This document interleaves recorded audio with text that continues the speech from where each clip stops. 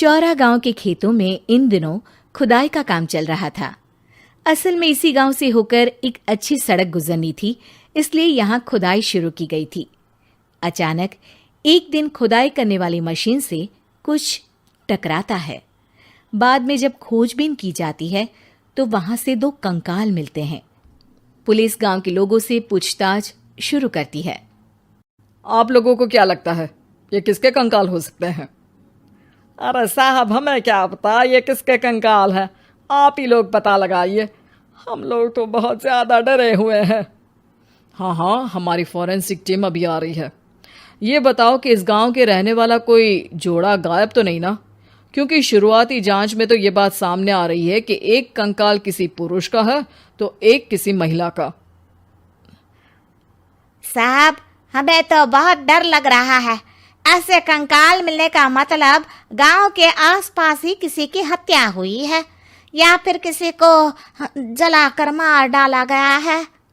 हाँ साहब, हम अपने परिवार को लेकर बहुत ही ज्यादा परेशान हैं। देखिए, आप लोगों की परेशानी हम समझ सकते हैं, लेकिन आप लोगों को पुलिस का सहयोग करना होगा, क्योंकि आपके सहयोग के बगैर हम ये पता नहीं लगा सकते हैं कि आखिर ये किसके कंकाल है और इनकी हत्या किसने की। ठीक है साहब, गांव के लोग आपका पूरा सहयोग करेंगे। हाँ साहब, पूरा सहयोग करेंगे। तो फिर ठीक है, हम अपनी जांच शुरू कर देते हैं। कुछ दिन बाद जांच रिपोर्ट आ जाती है। पता चलता है कि ये कंकाल करीब 20 साल पुराने हैं, यानी 20 साल पहले किसी जोड़े की हत्या कर शव को यहाँ पर दबा दिया गया था। इंस्पेक्टर राघव, ये बताओ कि 20 साल पहले की मर्डर मिस्ट्री क्या आप सुलझ सकती है? हाँ सर, क्यों नहीं, लेकिन अब सबूत और गवाह काफी मिट गए होंगे। मुश्किल तो होगी, लेकिन शायद किसी परिवार को इंसाफ मिल सके। इंस्पेक्टर राघव, आप बिल्कुल सही कह रहे हैं। किसी परिवार को तो इंसाफ मिलेगा ही और किसी को उसके किए की सजा भी मिलेगी। जी सर, मैंने तो जांच शुरू भी कर दी है।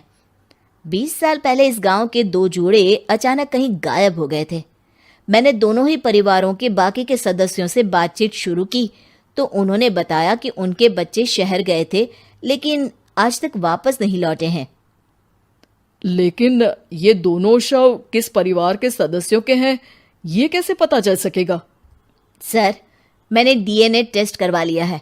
आज शाम तक इसकी रिपोर्ट भी आ जाएगी। अच्छा, ठीक है। उसी शाम को सर, डीएनए रिपोर्ट के मुताबिक ये दोनों ही लाशें चौरा गांव के रहने वाले प्रधान सुल्तान सिंह के बेटे और बहू की है। लेकिन इनकी हत्याएं किसने की है, ये कैसे पता लगेगा? इसी का तो पता लगाने की कोशिश में जुटा हूं सर। आज सुल्तान सिंह से मिलने भी जा रहा हूं। मेरा बेटा और बहू तो मेरे लिए सिर्फ यादों में ही रह गए थे, हमें उनकी लाशें तक नहीं मिल सकी थी। आज 20 साल बाद उनके कंकाल मिले हैं। मैं अब किसके लिए जीऊं?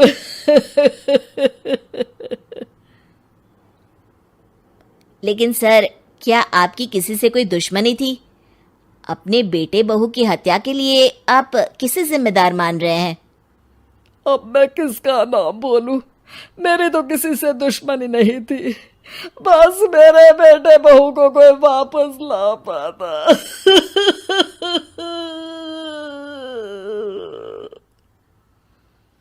इसके बाद सुल्तान सिंह फूट फूट कर रोना शुरू कर देते हैं। सर, अब आप इनका अंतिम संस्कार करवा सकते हैं। कम से कम इनका शरीर ना सही, इनका कंकाल तो आपको मिला है। लेकिन हाँ, अगर आपको कुछ भी याद आए तो जरूर बताइएगा। मेरी तो बेटा अब उम्र हो गई है, लेकिन मेरे बेटे और बहू के हत्यारों का जरूर पता लगाइएगा, क्योंकि जब तक हत्यारे पकड़े नहीं जाएंगे मेरा मन नहीं मानेगा। सर, हमारी पूरी कोशिश रहेगी हत्यारे को पकड़ने की। लेकिन एक बात बताइए, उस वक्त आपको किस पर शक गया था? उस वक्त मेरे एक ड्राइवर को पकड़ा गया था, लेकिन सबूतों के अभाव में उसे छोड़ दिया गया था। अच्छा, और ड्राइवर पर कैसे शक हुआ था? क्योंकि उस दिन ड्राइवर छुट्टी पर था। उस समय लेकिन लाश क्यों नहीं मिल सकी थी? उस वक्त पुलिस ने बहुत कोशिश की थी, लेकिन दोनों की डेड बॉडी नहीं मिल सकी थी। ठीक है, हमारी तफ्तीश चल रही है, मैं फिर आऊंगा। इसके बाद इंस्पेक्टर वहां से चला जाता है और सुल्तान सिंह अपने बेटे और बहू की याद में खो जाते हैं। कुछ दिन बाद सुल्तान सर, एक बात बताइए, जब आपके बेटे बहू की हत्या हुई थी, उसी के आसपास आपके ही गांव का रहने वाला एक और जोड़ा उसी वक्त गायब हो गया था ना? हाँ सर, अलका और अभिषेक, वो भी मेरे बच्चों जैसे ही थे। तो फिर वो कहाँ है? उनका भी आज तक पता नहीं चल सका, लेकिन बताते हैं कि कुछ साल पहले अभिषेक को गांव के ही किसी आदमी ने मुंबई में देखा था, लेकिन फिर वो गायब हो गया। यानी अभिषेक और अलका की हत्या नहीं हुई थी, बल्कि उन्होंने किसी वजह से खुद ही गांव छोड़ दिया था। हाँ, हो सकता है, क्योंकि अभिषेक मेरे बेटे संतोष का अच्छा दोस्त था और उसका मेरे घर भी आना जाना लगा रहता था। हो सकता है कि उसने मेरे बेटे और बहू के बारे में सुन लिया हो और ये गांव छोड़ दिया हो सकता है। उनके परिवार का कोई अब नहीं रहता क्या इस गांव में? अब तो कोई नहीं रहता। एक चाचा थे, लेकिन उन्होंने भी अपना पुश्तैनी मकान बेच दिया है। वो भी अब कहीं शहर में ही बस गए हैं। ओह, अभिषेक और अलका के बारे में भी पता लगाना होगा। हो सकता है कि वही इस हत्या के बारे में कुछ बता सके। हो तो सकता है, लेकिन वो बेचारे तो खुद ही वक्त के मारे थे, वो क्या बताएंगे। फिर भी सर, जब केस दोबारा खुला है तो जांच तो करनी ही पड़ेगी, और इस बार तो लाशें भी बरामद हुई है। कुछ दिन तक लगातार तफ्तीश चलती रही। एक दिन थाने से सुल्तान सिंह को फोन आता है। हाँ, कौन बोल रहा है? सर, मैं कांस्टेबल तुलाराम बोल रहा हूँ थाने से। आपको थाने आना पड़ेगा। थाने? लेकिन क्यों?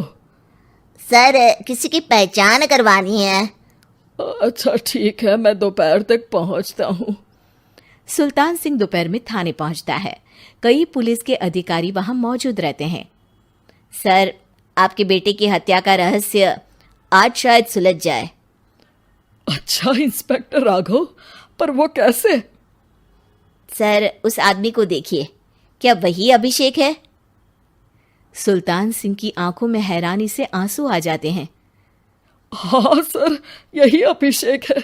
ये आपको कहाँ से मिला? सिर्फ अभिषेक ही नहीं, बल्कि इसकी पत्नी अलका भी इसके साथ है। मैडम, जरा अभिषेक की पत्नी को लाइए। जैसे ही अलका को पेश किया जाता है, सुल्तान सिंह जमीन पर गिर जाते हैं। सुल्तान सर, क्या हुआ आपको? आप अलका को देखकर गिर क्यों गए? सुल्तान सिंह सर पकड़कर बैठ जाते हैं। ये अलका नहीं, बल्कि ये तो मेरी बहू रितु है। पूरा थाना एक दूसरे का मुंह देखने लगता है। क्या? इसके बाद हर किसी को दो कंकाल और हत्या का रहस्य समझ में आ गया। अभिषेक और रितु ने मिलकर संतोष और अलका की हत्या की थी और लाश को जमीन के नीचे दबा दिया था। आज 20 साल बाद इस हत्या का रहस्य खुल सका था कि अवैध प्रेम संबंध में दो मासूमों की जान गई थी।